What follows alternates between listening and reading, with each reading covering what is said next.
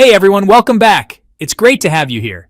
And if you're new, we'd love it if you hit that like button and subscribe to the channel. Russia is getting more support from North Korea in its ongoing invasion of Ukraine. According to Ukrainian intelligence, up to 30,000 additional North Korean troops might be headed to the front lines for use in a summer offensive. So far, North Korea has sent an estimated 14,000 soldiers, including 3,000 reinforcements to replace earlier losses. With Moscow desperate for manpower and Pyongyang eager to train its troops, Kim Jong-un has confirmed for the first time that North Korean soldiers have been sent to fight alongside Russian forces in Ukraine. In a shocking development, Ukrainian intelligence says North Korea is preparing to send up to 30,000 more soldiers to fight for Russia in Ukraine. That's on top of the 15,000 already deployed, many of whom never came back. This isn't just about bolstering Russia's front lines. It's about a regime trying to avoid collapse. As domestic tensions rise in Russia, Putin is terrified of the backlash that could come from launching another round of conscription. So instead of drafting more Russians, he's outsourcing the bloodshed to another dictatorship, one willing to trade lives for missiles. In this video, we'll break down why Putin is so desperate for help, the high cost of this war, and why this move could change the course of the global conflict. Let's start by talking about what North Korean troops are actually doing far from home. To understand why Putin is turning to North Korea for soldiers, we need to look at the history between the two countries. Their ties go way back. After World War II, Soviet forces helped establish North Korea and chose Kim Il-sung, Kim Jong-un's grandfather, to lead it. After decades of ups and downs, things got especially tense in 2014 when Russia annexed Crimea and faced international sanctions. Both countries became global outcasts and they started trading. Russia sent oil and food, and North Korea offered cheap labor.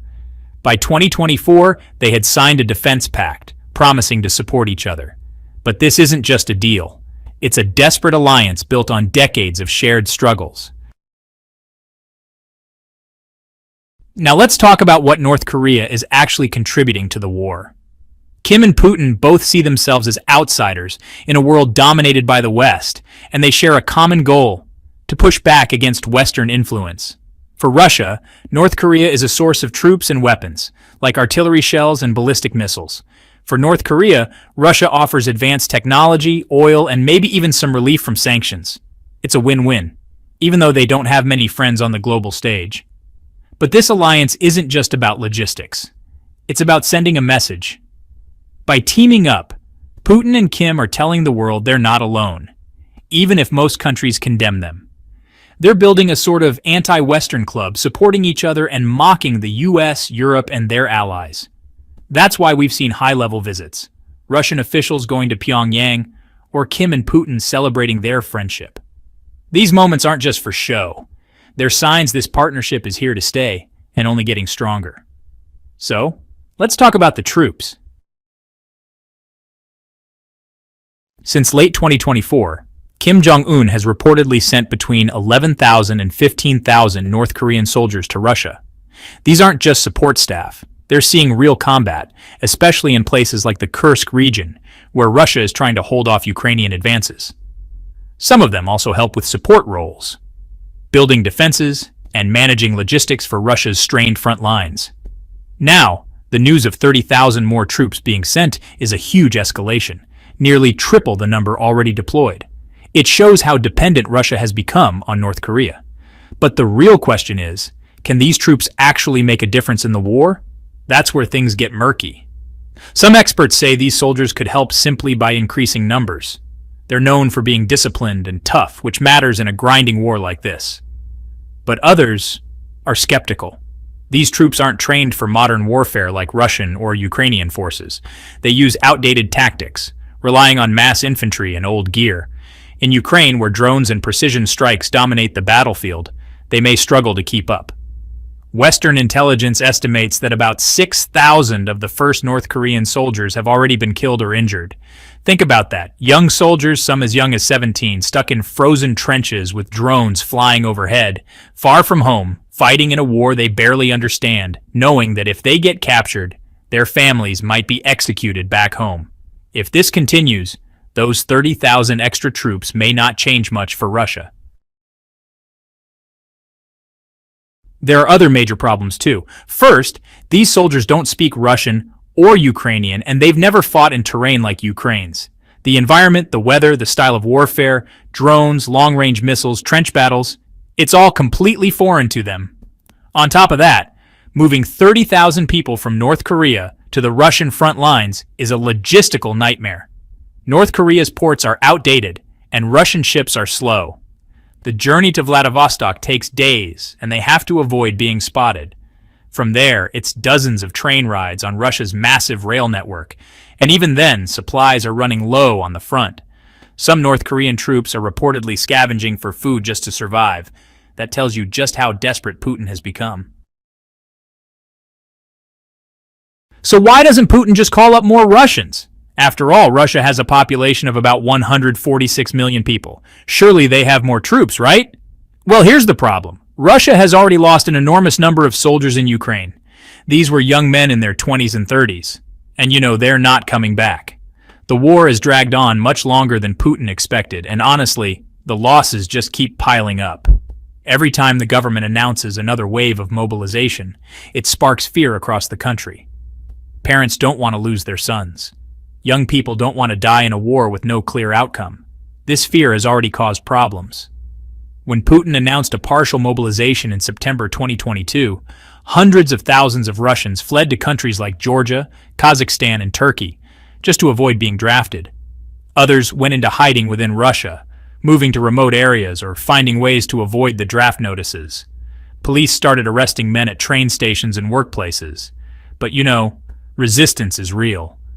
Forcing more Russians into the army now would only make things worse, and Putin knows it. He's walking a tightrope, trying to keep the war going without turning the public against him.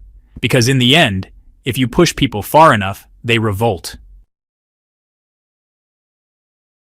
There's also the issue of Russia's population crisis. Even before the war, Russia was struggling with demographics. The birth rate has been low for decades, and more people are dying than being born. In 2023, the population shrunk by around 600,000 people, not just because of war, but also from things like alcohol-related illnesses, heart disease, and CO2 pollution. The war has only made things worse. The young men dying in Ukraine aren't just soldiers. They're the future workforce, the ones who would build families and keep the economy going. Now, they're just gone.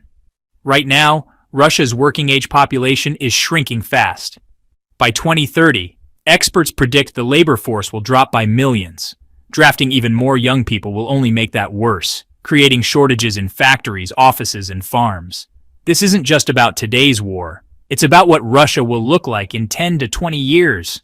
If Putin keeps sending his youth to die, there won't be enough left to rebuild anything. And finally, there's the political side.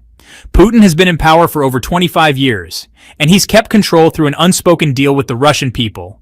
Stay out of politics and I'll keep things stable. But this war has shaken that deal to its core. The draft wasn't just unpopular. It actually triggered protests in cities all across Russia. And that's not something you see often in a country where protesting can be incredibly risky.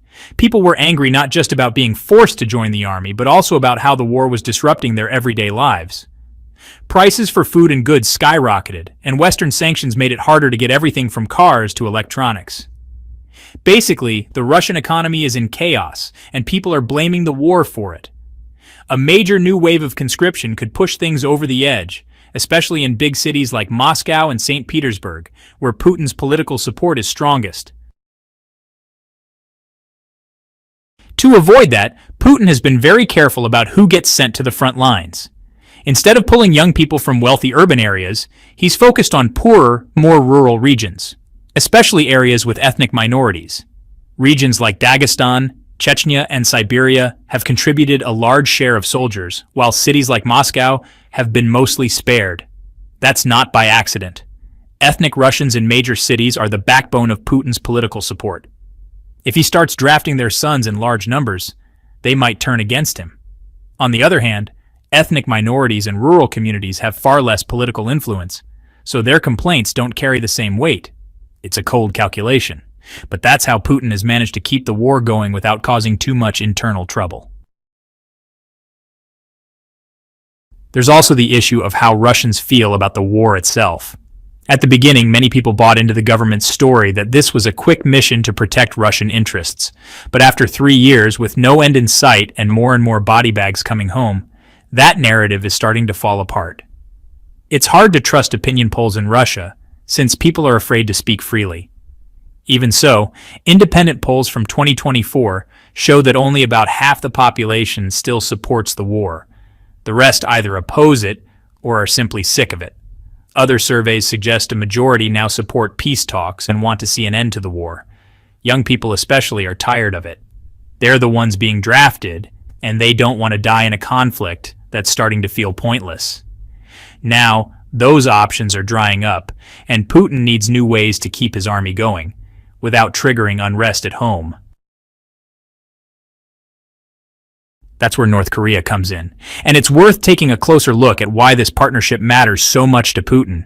Food supplies are another major concern. North Korea has had crop failures for years, and famine remains a constant threat. Russia can send grain and basic foodstuffs to help stabilize Kim's regime. There's even talk that Russia might push to ease United Nations sanctions on North Korea, though that's a long shot, considering United States and allied opposition. But when Kim Jong-un agreed to send soldiers to Russia, he wasn't just trading lives for food or oil. He's after something bigger, Russia's expertise in high-tech weapons. North Korea is trying to build more advanced missiles and stronger air defenses, and it sees Russia as a potential gateway to that technology.